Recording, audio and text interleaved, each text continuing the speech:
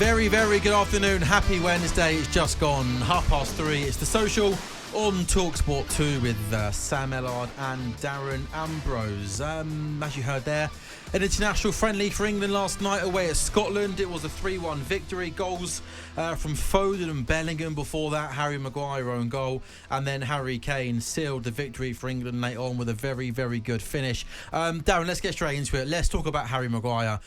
You can't get away from it. Seems as if even when he's not playing at Man United, people are talking about him. He's then playing for England. People are talking about him. Came on at half-time last night, conceded that own goal. As a whole, what have you made of Harry Maguire's recent performances, him not leaving Manchester United, and then I guess most importantly, what we saw last night, him coming on and then what happened, that own goal? Well, I mean, he's not played a lot of football, Harry Maguire, has he, in terms of at club level? I think he's made one appearance this season, coming off the bench. 15 maybe last season in the Premier League. Some of those were off the bench as well. So in terms of actual playing football at the highest level, he's not really done much at club level. I felt yesterday's decision to bring him on was a bit of a strange one. I'm going to be honest. I did. I felt it's a friendly. People may say, well, it's never friendly against Scotland. It was a friendly international match. You've got Levi Colwill on the bench, Tomori sitting on the bench. I don't know why he felt he needed to bring Harry Maguire on in that situation. I'm not the England manager, and I've always said being the England manager must be the hardest job. It must do in terms of in football, because no matter what you do, you get criticised. You pick a squad, you get criticised for who you haven't picked. Yeah. You pick a team, you're never pleasing everybody. Criticise who you haven't put in the team. Make subs, criticise for who you haven't put on. But that's what we do. That's our job to do that.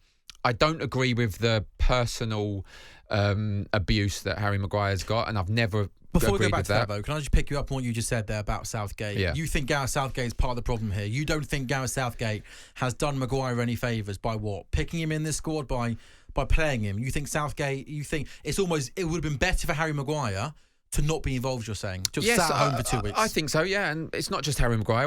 I was on with Hugh Woozencroft on talkSPORT when the squad was announced, and we looked at the squad. We picked out Harry Maguire. We picked out Calvin Phillips. We picked out. There was somebody else that we picked out that just Henderson, maybe. Henderson, yes, playing in Saudi Arabia. Maybe now's the time that with a huge tournament coming up in the summer.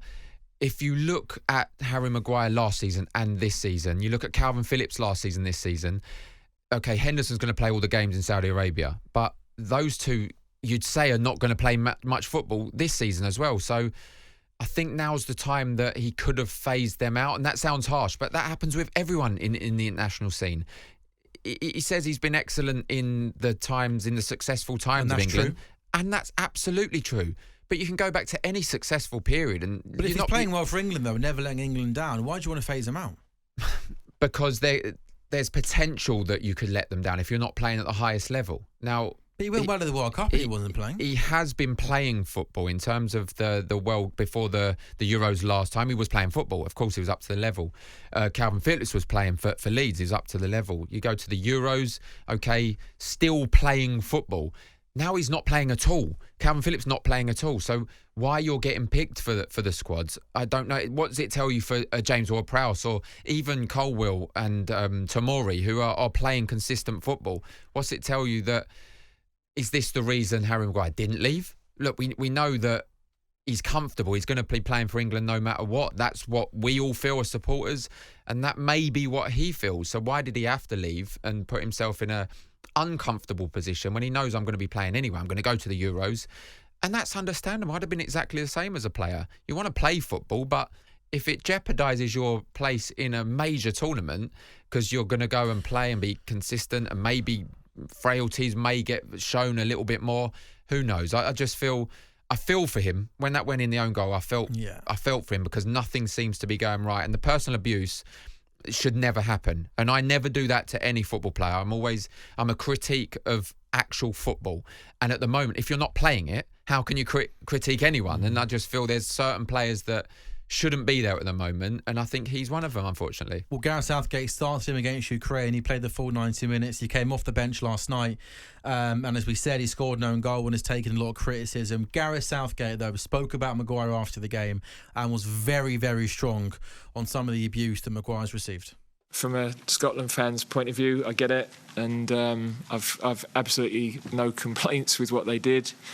It's a consequence of ridiculous treatment of him for a long period of time, frankly.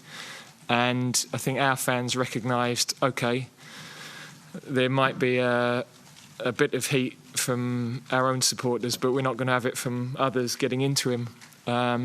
But it's a joke. I've never known a player treated the way he is, not by the Scottish fans, by our own commentators, pundits, whatever it is. They've created something that's beyond anything I've ever seen.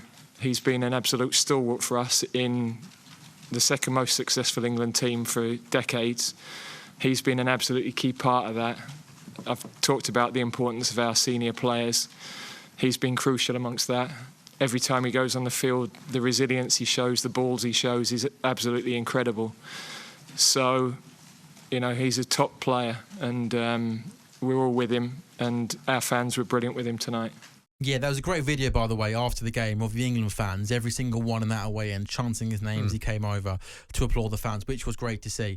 I tweeted this when the Scotland fans were weighing him every time he passed the ball. I'm thinking, are you serious, Scotland fans? I mean, you've done nothing in, 40, 50 years, and you're going to start weighing a guy who plays week in, week out for his country, who's played in a European Championship final. I think the obsession with Harry Maguire is absolutely frightening. Yeah, okay, you're the Man United captain. You cost big money. I get if you're not performing very well, people are going to criticise you. But there's criticism, and there's some sick obsession around Harry Maguire. I think it's absolutely bizarre. And I dread to think what Harry Maguire's going through. I really, really do, Darren. I think it's sad. I think it's horrible to see. And I really, really feel for him. Yeah. And I'm just not sure how this turns around for him, Darren. It will turn around. It will, because he's a top player. We heard Gareth Southgate saying it there. He is a top player. I mean, but you're saying you want to phase him out of the England squad if he's still a top player. But we don't know we're not seeing it though. But for England we are. For England, he's not letting England down. And that own goal last night, right?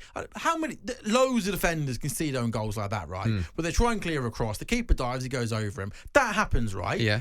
But I'm confused as to why you think that he's a good defender. He's never let England down. But let's phase him out. Yeah, but Terry Butcher never let England down. Right. You're not going to bring him back in the team because he's not playing football. No, but Harry Maguire is but still not is playing. Still not That's the only reason. The other players that I've mentioned, okay, John Stones is injured at the moment. I'm not blessed with world-class centre-backs, are we? Good defenders, yeah. You're looking Colwill, you're looking Tomori, you're looking John Stones when he's fit. Sure. Out of those four, and Harry Maguire, I think, you know what, he's got to be last on that pecking order. He has to be. I tell you what, for the lack of football. The one that I like most, the one you have a name, that's Lewis Dunk. Lewis Dunk, I thought he was outstanding last yesterday. night. Really, really impressive. Yes, but he's not been given an opportunity because you're picking players like Maguire who's not playing football. Now, it's so difficult to criticise because you get backlash from it. And Harry Maguire, and look, I wouldn't be outhandled. He's obviously resilient and he's very mentally tough. I don't think I'd have handled the criticism. We'd already spoken about me seeing psychologists, the criticism that he gets. But we're still allowed to criticise. We're still allowed to critique. But it's hard to critique him at the moment because he's not playing. But I think people are like there was. Do you see the Ukraine goal on Saturday? Right. Yeah. So obviously, I think Harry Maguire. There was a picture that went up on Twitter. The ball in the net, and Harry Maguire's essentially behind Mark Gurhey. Yeah. People are going, look at Harry Maguire. He's marking Mark Gurhey. That's not what happened. That's the backlash I'm talking about. Harry Maguire followed his man, his fault. And there was a runner from behind that scored the goal. It's not Harry Maguire's fault. People are now criticising him for things that are not his fault. I agree, and that's the backlash I'm talking about in terms of everyone's jumping, everyone's piling in and piling on him, and that's unacceptable. And I know that, and it might sound a bit two-faced with me criticising him as well, but I'm not criticising him personally. I'm criticising the fact he's not playing football. That goal against Ukraine wasn't Harry Maguire's fault. Last night wasn't Harry Maguire's fault, by the way. He's a defender. He's trying to clear the ball. It's rebounded, gone in the goal. That's not his fault. The fact that I'm saying is because he's not playing football and the other players are, we've seen Lewis Dunk, after how long, has been given another opportunity. It looks like he's been there for years. He should have been allowed to have more opportunities. And then we'd be saying, well, Lewis Dunk's a fantastic player. There's always players that become scapegoats. I was one of them in my career at certain clubs, and there's going to be, and it seems Harry Maguire has had the brunt of it for a long, long time now. That's why I felt maybe he should have left Manchester United. We heard Sam Allardyce speaking today. He should have left and gone to prove that he's a top player again. And then when he's in the England squad, no one can really criticise that. Very quickly, Darren, because we've got a break, but I've got to mention Phil Foden. I don't care about formations. I don't care about systems. I don't care about who's playing in centre-back. Phil Foden has to start for England, okay? Him and Bellingham are generational talents. They are genuine world-class footballers.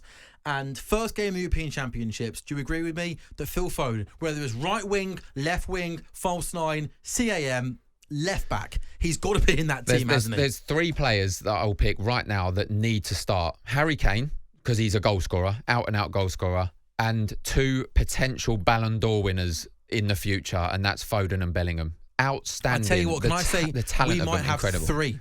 I think Saka's one of them as well. Saka's incredible as well. It's a joke. So then I know we're going to a break, but we have to win something with this group of players. We have to. Can we do it? Yes or no? Can we do it under Gareth Southgate? Yes. Do you think Gareth Southgate in the big moments, in the big matches, is good enough tactically to get England over the line? I think these players are good enough. I think these players are experienced enough now. They've had enough heartache, and I think with Jude Bellingham in there, they've got a real leader that can turn any game. And yeah, there's a massive chance and opportunity to win a trophy. On AM, on DAB, via the talkSPORT app and on your smart speaker. talkSPORT.